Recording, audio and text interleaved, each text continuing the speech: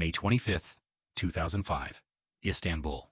A football team was dead and buried at halftime, 3-0 down against the greatest squad on the planet. Every pundit, every fan, every player on that pitch knew it was over. But what happened in the next 45 minutes defied every single law of football. This is the miracle of Istanbul.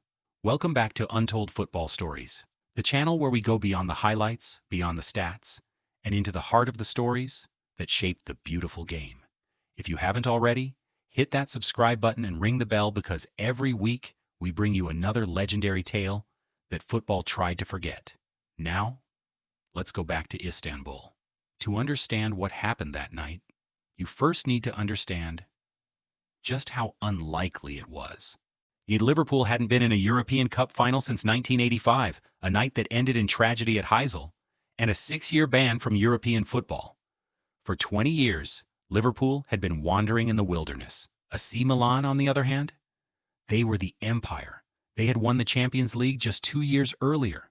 Their squad read like a who's who of world football. Paolo Maldini, the greatest defender to ever live. Kaká, the Brazilian magician. Andrea Pirlo, the man who could thread a pass through the eye of a needle. Hernan Crespo. Andriy Shevchenko, the reigning Ballon d'Or winner. Clarence Seedorf. Cafu. Nesta. When the first ever FIFPro World 11 was named that year, 5 of the 11 players were from Milan. And Liverpool? They hadn't even finished in the top 4 of the Premier League. Their manager, Rafael Benitez, was in his first season. Their star player, a lad from Huyton named Steven Gerrard, who had been linked with a move to Chelsea all season. This was a team held together by belief, sweat, and the sheer bloody-mindedness of Merseyside. The bookmakers had Milan at 6-5 favorites. Liverpool were 11-4. And honestly, even that felt generous. Over 40,000 Liverpool fans had made the 1,700-mile journey to Istanbul. Many took 3 flights and 2 coach rides. They arrived sunburnt, half-drunk, and utterly convinced that somehow, some way, this could be their night. Taksim Square was a sea of red. They were walking through the desert to reach that stadium, literally walking across dusty fields because the roads had gridlocked. But football doesn't care about fairy tales. At least, it wasn't supposed to. The whistle blew, and within 50 seconds, it was already a disaster. Andrea Pirlo floated a free kick into the Liverpool box. And there, unmarked, was 36-year-old Paolo Maldini, the man who had played in his first Champions League final when some Liverpool players were still in primary school. He struck the ball on the volley. 1-0, 50 seconds. The fastest goal in Champions League final history. Liverpool were shell-shocked. Luis Garcia, who played every single minute that night, later said, "You've been working 9 months for this, dreaming about it your whole life, and then you get a slap in the face after 1 minute." But it got worse, much worse.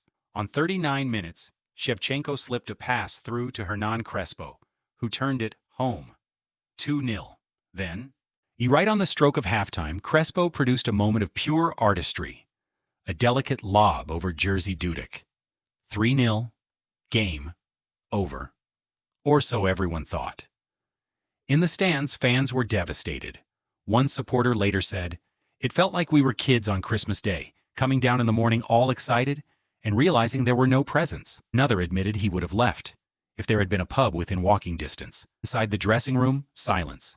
Benitez walked in and found his players with their heads down. Nobody was talking. The dream was dying. But then, something happened. Something that has gone down in Liverpool folklore. Benitez gave his tactical talk.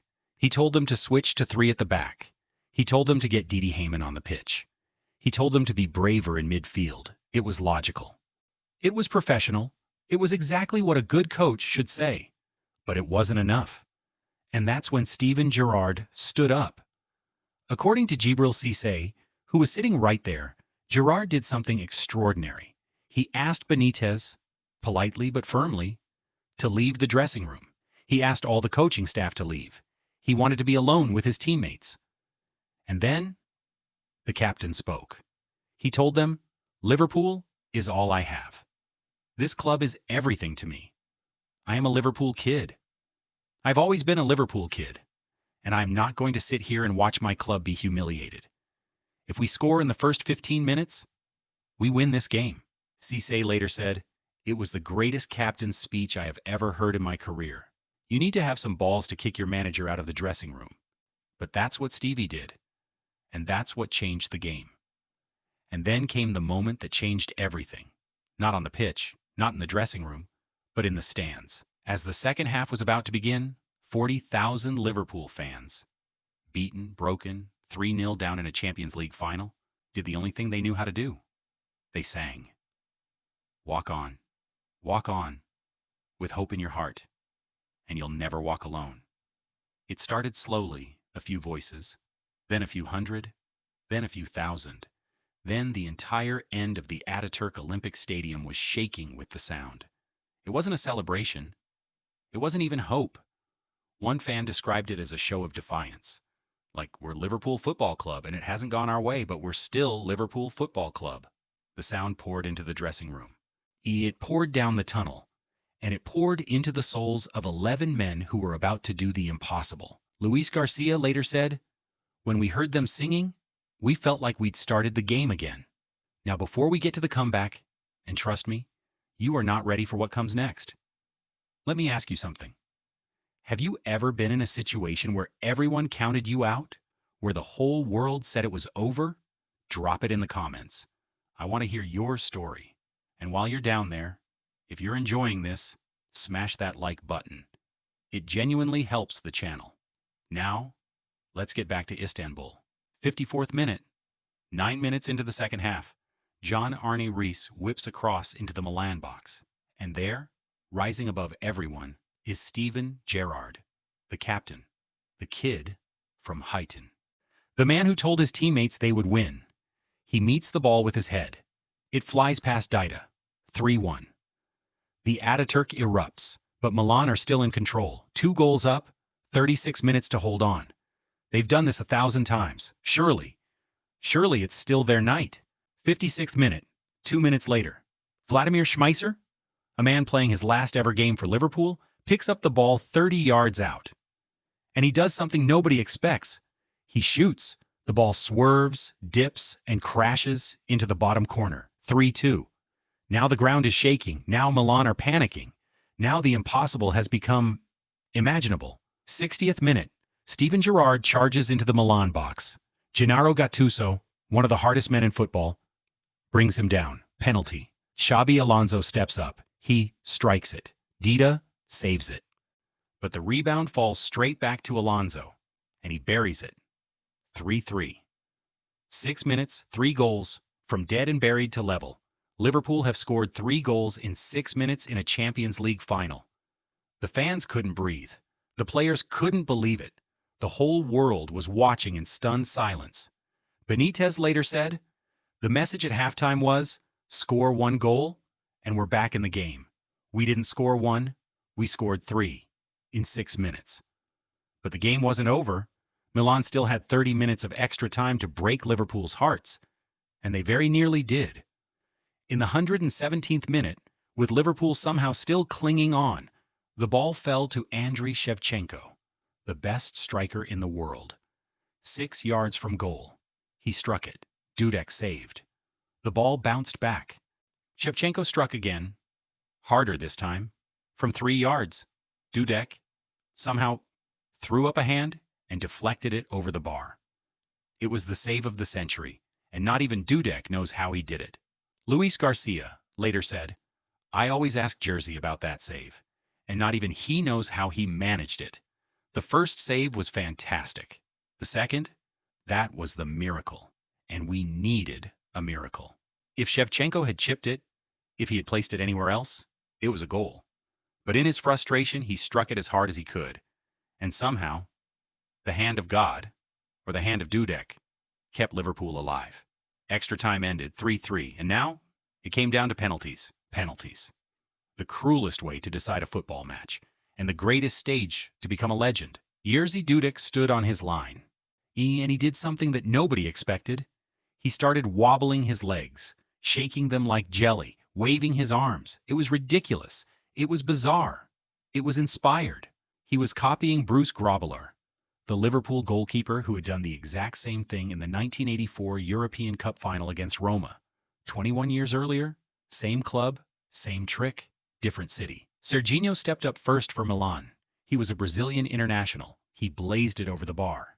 Then Pirlo, the coolest man in football, was saved by Dudek. And finally, Shevchenko, the same man who had been denied by that miraculous double save. He stepped up, struck it, and Dudek saved again. Liverpool had won 3-2 on penalties, 3-3 after extra time. They were the champions of Europe. Steven Gerrard sank to his knees. Grown men cried. Strangers kissed. And somewhere in Istanbul, 40,000 Scousers lost their minds. It was after midnight when Steven Gerrard climbed those steps to lift the trophy, Liverpool's fifth European Cup. Because it was their fifth, they were allowed to keep it forever. The trophy went home to Anfield. For good.